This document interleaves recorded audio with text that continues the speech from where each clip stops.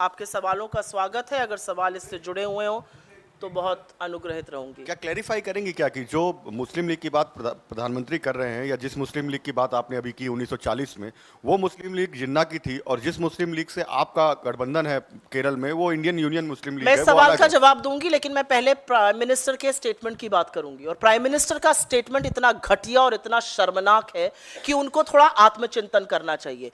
नरेंद्र मोदी भाजपा के प्रचारक मात्र नहीं है, नरेंद्र मोदी इस देश के प्रधानमंत्री हैं। प्रधानमंत्री पद की कुछ गरिमा होती है, प्रधानमंत्री पद की कुछ मर्यादा होती है, लेकिन प्रधानमंत्री गरिमा और मर्यादा को ताक पर रखकर लगातार बोलते हैं, सबके साथ सबके विकास की बात करते हैं और फिर इस तरह की बातें करते हैं। क्या उनको हमारे मैनिफेस्टो में दिख रहा है? उनको हमारे मैनिफेस्टो से क्या दिक्कत है?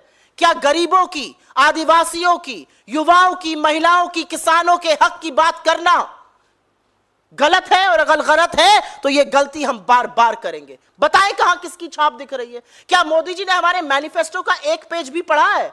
या उनकी आईटी सेल के गुर्गों ने जो व्हाट्सएप पे चलाया, जो आईटी सेल पे चलाया, वो बोल देते हैं? तो मैं क्यों ना मानूं कि वो जो घटिया व्हाट्सएप आपके फोन पर आते हैं वो खुद नरेंद्र मोदी जी बैठकर लिखते हैं। 18-18 घंटे देश के लिए काम नहीं करते हैं, 18-18 घंटे यही घटिया चीजें लिखने में बिताते हैं, 18-18 घंटे व्हाट्सएप फॉरवर्ड लिखते हैं, 18-18 घंटे ये नापाक बातें, ये घटिया बातें करते हैं। ये असलियत है। Ma'am, ma'am, the same allegations have been also leveled by the BJP president JP Nadda, in which he said that in 1929 it was Muslim League who had promised about the reservation on the basis of religion, and that is what Congress is also repeating. So he is saying that Congress only believes in appeasement politics, and he also mentioned that what was the reason that when Rahul Gandhi went to Wayanad for his nomination, Congress party's flags were not there, and he said that this clearly shows Congress supports Muslim League only. I first want to make a very strong statement on the BJP president, Mr. Nadda. Mr. Nadda's utility in the BJP is to go and receive the Prime Minister when he comes from his overseas tour. He should choose not to make these silly statements because he exposes his absolute political and moral bankruptcy. That's the first statement I want to make. The second statement that I would want to make is that when India was fighting against the British, and when India was saying do or die, and when the Quit India movement was in progress, why did your political ideologue Shama Prasad Mukherjee write to the British to curb the do or die movement? Why did he choose to run the governments with Muslim League in Northwest Frontier Province, in Sindh and in Bengal, when Congress governments had already resigned? So I do believe that the BJP president knows very little, should speak a little less. That's the first point I want to make. The second point that I want to make is, as far as Wayanad is concerned, or as far as any other state of India is concerned, why do you think the Prime Minister is using this language? Or why do you think Mr. Nadda is making all those silly allegations? Because Mr. Nadda sees a looming and a largely looming defeat. The reality is, our internal surveys and BJP's internal surveys are bang on.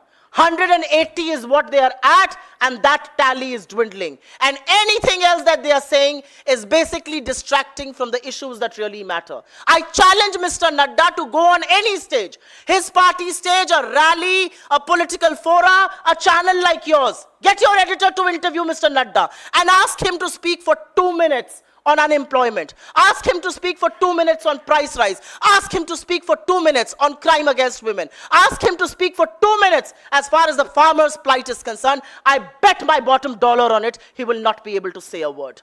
And that is the reality of the last 10 years.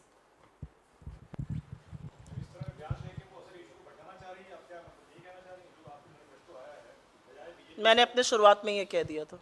Okay, तो ma'am जो आप लोग आपत्ति दर्ज करा रहे हैं कि प्रधानमंत्री का जो बयान है वो विभाजनकारी और सांप्रदायिक एक किस्म से है, तो क्या इसकी शिकायत आप लोग चुनाव आयोग से करने पर विचार कर रहे हैं? यस मैम, ये जो मुझे ऐसा लगता है कि चुनाव आयोग के हर नियम, हर कानून को ताक पर रखकर नरेंद्र मोदी इस बार प्रचार कर रहे हैं, उनके मंत्री इस बार वक्तव्य दे रहे हैं। चाहे वो सेना के इस्तेमाल की बात हो, चाहे मोदी जी अलग अलग वेशभूषा में दिख रहे हो, असलियत यह है कि देश की जनता समझ गई है कि राजा जो है वो प्रजा को भटका रहा है। ये प्रजातंत्र है, हम जनता हैं, हम वोट देकर अपनी सरकार चुनते हैं, हमें भेड़ बकरी समझने की गलती मत कीजिए। और हर उस नियम का जो उल्लंघन हो रहा है, हम लगातार चुनाव आयोग के पास जा रहे हैं, इस पर भी जाएंगे, अन्य चीजों पर भी जाएंगे। और हमारी अपेक्षा और आशा और विश्वास है कि एक निष्पक्ष संस्था चुनाव आयोग, जिसके ऊपर दारोमदार है, जिसके ऊपर जिम्मेदारी है इस देश में निष्पक्ष फ्री एंड फेयर इलेक्शन कराने की, वो जरूर इन बातों को संज्ञान में लेगी और इस पर एक्शन लेगी। ईडब्ल्यूएस पे आप लोगों ने जो बात की अपने घोषणा पत्र में, ये कहा गया कि जो 10% है उसको हम थोड़ा स्ट्रेच करके बाकी लोगों को देंगे। तो जो नहीं, हमने ये नहीं कहा कि हम स्ट्रेच करके इसमें ऐसी भाषा ये कहा गया है कि 10% आरक्षण को बिना किसी भेदभाव के सभी जाति और समुदाय के लोगों को लागू करेंगे। नहीं, तो जब हम, अब आपका सवाल हो गया हो तो मैं मैं जवाब थोड़ा दे सा सकती पूछ हूं। लूं? जी बिल्कुल पूछिए। अभी जो सवर्ण के लोग हैं, बीजेपी ने उनको जो 10% दिया, आर्थिक रूप से कमजोर हैं, तो कहीं ना कहीं रिजर्वेशन तो वो भी डिजर्व करते हैं। तो अब इससे ऐसा मैसेज नहीं जा रहा कि कांग्रेस ने मतलब कांग्रेस हमको 10% मिला उसको भी छीन के और हमारे पास से ले जाना चाहती है? आप मुझे समझदार पत्रकार लगते हैं। सोशियो इकोनॉमिक सेंसस का क्या मतलब होता है, सामाजिक और आर्थिक सेंसस का क्या मतलब है? उसमें सिर्फ आदिवासी, दलित या पिछड़ों का आंकड़ा नहीं आएगा। उसमें मैंने अपने वक्तव्य में भी बोला था, शायद आप देर से आए या आपने नहीं सुन पाया, कि गरीब जनरल कास्ट के भी जो समाज के हाशिए पर आज हैं, जिनको कुछ ना कुछ सहायता मिलनी चाहिए, जिनको रिजर्वेशन थोड़ा बहुत मिलना चाहिए, हम बिल्कुल उनके हक की बात करते हैं। मेरे नेता एक बात कहते हैं और वो बात दोहराना जरूरी है। आपको पैर में चोट लग जाए, आप पर प्लास्टर लगेगा या बैंडेज लगेगा या कास्ट लगेगा, इसका निर्णय डॉक्टर खुद नहीं कर सकता है। इसका निर्णय तब होगा जब एक्सरे होगा। उस एक्सरे में पता चलेगा आपका लिगामेंट टेयर हुआ है, आपका हेयरलाइन फ्रैक्चर है, आपकी हड्डी टूटकर अलग हो गई और उस हिसाब से उसका इलाज होगा। तो एक्सरे जो है वही है सोशियो इकोनॉमिक कास्ट सेंसस। सामाजिक और आर्थिक कास्ट सेंसस जब तक नहीं होगा, नहीं पता चलेगा कि किसको आरक्षण मिलना चाहिए, किसको कौन सी सुविधा मिलनी चाहिए। इसमें बिल्कुल जनरल कास्ट के वो गरीब लोग भी इन्वॉल्व हैं जिनको आरक्षण मिलना चाहिए। हम उसकी बिल्कुल पैरवी करते हैं। आपकी ये बात, मुझे ऐसा लगता है शायद आप लेट आए, आपने मेरा वक्तव्य नहीं सुना, उसका नतीजा है।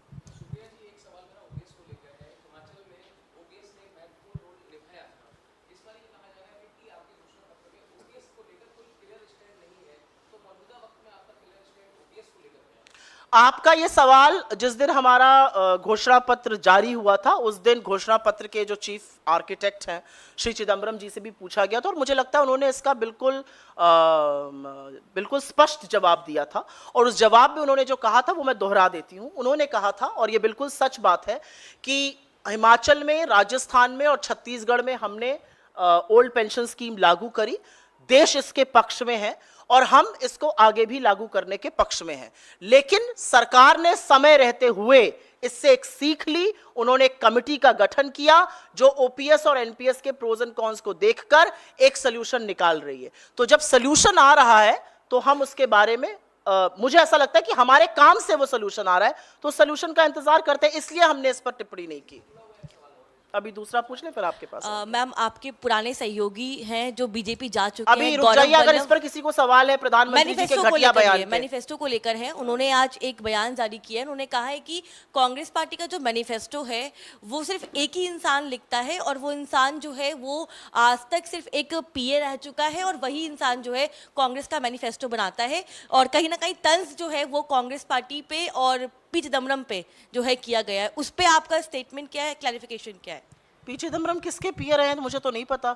6-7 बार के चुने हुए सांसद हैं, इतना मैं जानती हूँ। कहा कि मैनिफेस्टो पी चिदम्बरम ने बनाया क्योंकि उनकी कमेटी में बना हुआ है। गौरव वल्लभ ने ये बोला है कि एक पीए जो है वो मुझे ऐसा लगता है कि वो कायर लोग जो जंग के समय मैदान छोड़ के भाग खड़े होते हैं, वो विशुद्ध अवसरवादी लोग, उन पर मैं इस मंच पर से टिप्पणी नहीं करूंगी, लेकिन उनको आईना दिखाना जरूरी है और वो आईना मैं जरूर दिखाऊंगी। 2 महीने पहले तक जब बजट आया था तो मोदी जी की सारी बखिया वही उधेड़ रहे थे, उन्हीं को सब नजर आ रहा था। चैनल जंप कर करके अपने आप को स्टूडेंट ऑफ इकोनॉमिक्स जो घोषित करता है, वो मुझे ये बताए कि स्टूडेंट ऑफ इकोनॉमिक्स रहते हुए आपको इस देश में आर्थिक असमानता, बेरोजगारी, महंगाई नजर आ रही है कि नहीं नजर आ रही है? आपको 20% ये जनता 46 रुपए रोज पर गुजर बसर करती नजर आ रही है कि नहीं नजर आ रही है?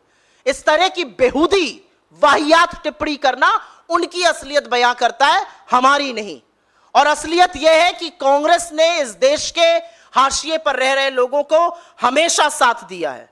और मैं जरूर यहां पर, क्योंकि बड़ी धर्म की भी बात करने लगे हैं वो, उस पर मैं जरूर बोलना चाहती हूं। साच बराबर ताप नहीं, झूठ बराबर पाप, जाके हृदय साच है ताके हृदय आप। यह है असलियत। झूठ बोलने वाले कभी भगवान के साथ नहीं खड़े हो सकते, वो विशुद्ध झूठे होते हैं, वो विशुद्ध अवसरवादी होते हैं, वो पहला मौका मिलने में बिलबिला के बाहर चले जाते हैं। ये असलियत है। और जो लोग ऐसा करते हैं उनको समाज किस दृष्टि से देखता है ये मुझसे बेहतर आप जानते हैं, मेरे मुंह से ज्यादा ना बुलवाइए।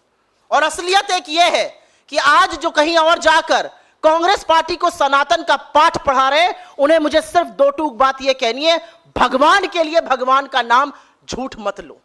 किसने आपको मना किया सनातन पर बोलने से? किसने आपको मना किया सनातन के खिलाफ बयान देने से?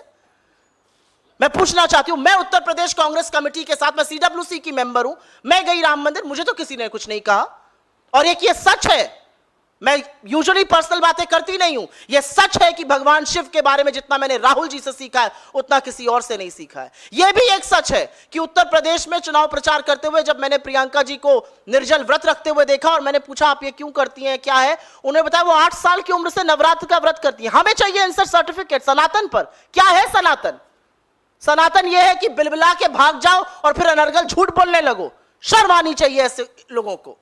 दूसरों पर टीका टिप्पणी करना, आपकी क्या हैसियत है, मैं ये जानना चाहती हूं।